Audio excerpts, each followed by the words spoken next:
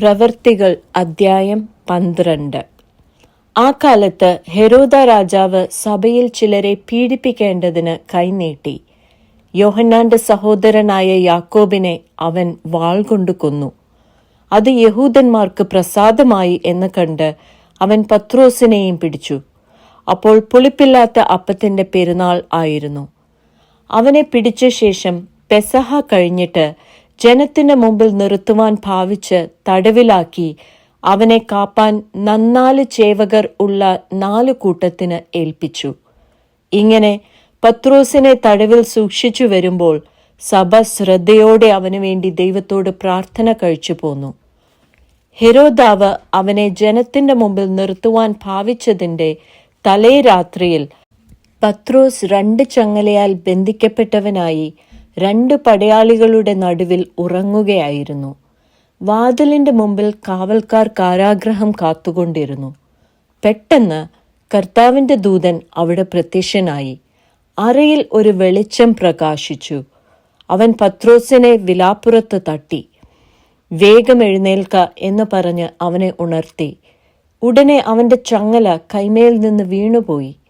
ദൂതൻ അവനോട്, "അരകെട്ടി ചെരുപ്പിട്ട് മുറുക്കുക" എന്ന് പറഞ്ഞു. അവൻ അങ്ങനെ ചെയ്തു.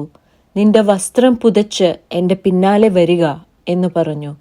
അവൻ പിന്നാലെ ചെന്നു. ദൂതൻ മുഖാന്തരം സംഭവിച്ചത് വാസ്തവം എന്ന് അറിയാതെ താൻ ഒരു ദർശനം കാണുന്നു എന്ന് നിരൂപിച്ചു. അവർ 1-ാം കാവലും 2-ാമത്തേതും കടന്ന് പട്ടണത്തിൽ ചെല്ലുന്ന ഇരുമ്പ് വാതിൽക്കലെത്തി. അത് അവർക്ക് സ്വതവേ തുറന്നു. അവർ പുറത്തിറങ്ങി ഒരു തെരുവ് കടന്നു. ഉടനെ ദൂതൻ അവനെ വിട്ടുപോയി. പത്രോസിന് സുബോധം വന്നിട്ട്, "കർത്താവ് തന്റെ ദൂതനെ അയച്ച് ഹെരോദാവിന്റെ കയ്യിൽ നിന്നും യഹൂദ ജനത്തിന്റെ സകല പ്രതീക്ഷയിൽ നിന്നും എന്നെ വിടുവിച്ചു എന്ന് ഞാനിപ്പോൾ വാസ്തവമായി അറിയുന്നു" എന്ന് അവൻ പറഞ്ഞു. ഇങ്ങനെ ഗ്രഹിച്ച ശേഷം അവൻ മർക്കോസ് എന്നു മറുപേരുള്ള യോഹന്നാന്റെ അമ്മ മറിയയുടെ വീട്ടിൽ ചെന്നു. അവിടെ അനേകർ ഒരുമിച്ചു കൂടി പ്രാർത്ഥിച്ചുകൊണ്ടിരുന്നു. അവൻ പടിപ്പുര വാതിൽക്കൽ മുട്ടിയാറെ റോദ എന്നൊരു ബാല്യക്കാരത്തി വിളി കേൾപ്പാൻ അടുത്തു വന്നു. പത്രോസിന്റെ ശബ്ദം തിരിച്ചറിഞ്ഞ് സന്തോഷത്താൽ പടിവാതിൽ തുറക്കാതെ അകത്തേക്ക് ഓടി പത്രോസ് പടിപ്പുരയ്ക്കൽ നിൽക്കുന്നു എന്ന് അറിയിച്ചു.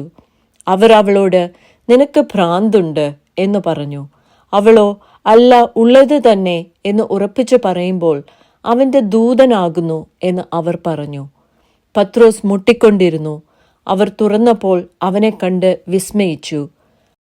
അവർ മിണ്ടാതിരിപ്പാൻ അവൻ ആംഗ്യം കാട്ടി. കർത്താവ് തന്നെ തടവിൽ നിന്ന് പുറപ്പെടുവിച്ച വിവരം പറഞ്ഞു കേൾപ്പിച്ചു. "ഇത് യാക്കോബിനോടും ശേഷം സഹോദരന്മാരോടും അറിയിപ്പിൻ" എന്ന് പറഞ്ഞു. പിന്നെ അവൻ പുറപ്പെട്ട് വേറൊരു സ്ഥലത്തേക്ക് പോയി. നേരം വെളുത്തപ്പോൾ പത്രോസ് എവിടെ പോയി എന്ന് പടയാളികൾക്ക് അല്പമല്ലാത്ത പരിഭ്രമം ഉണ്ടായി.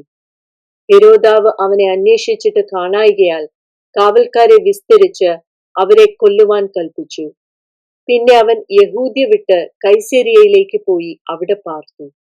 അവൻ സോര്യരുടെയും സിദോന്യരുടെയും നേരെ ക്രുദ്ധിച്ചിരിക്കുമ്പോൾ രാജാവിന്റെ ദേശത്ത് നിന്ന് തങ്ങളുടെ ദേശത്തിന് ആഹാരം കിട്ടി വരികയാൽ അവർ ഏക മനസ്സോടെ അവന്റെ അടുക്കൽ ചെന്ന് രാജാവിന്റെ പള്ളിയറക്കാരനായ ബ്ലസ്തോസിനെ വശത്താക്കി സന്ധിക്കായി അപേക്ഷിച്ചു.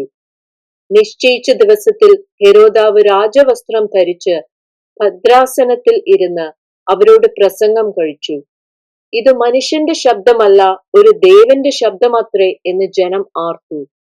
അവൻ ദൈവത്തിന് മഹത്വം കൊടുക്കായികയാൽ കർത്താവിന്റെ ദൂതൻ ഉടനെ അവനെ അടിച്ചു.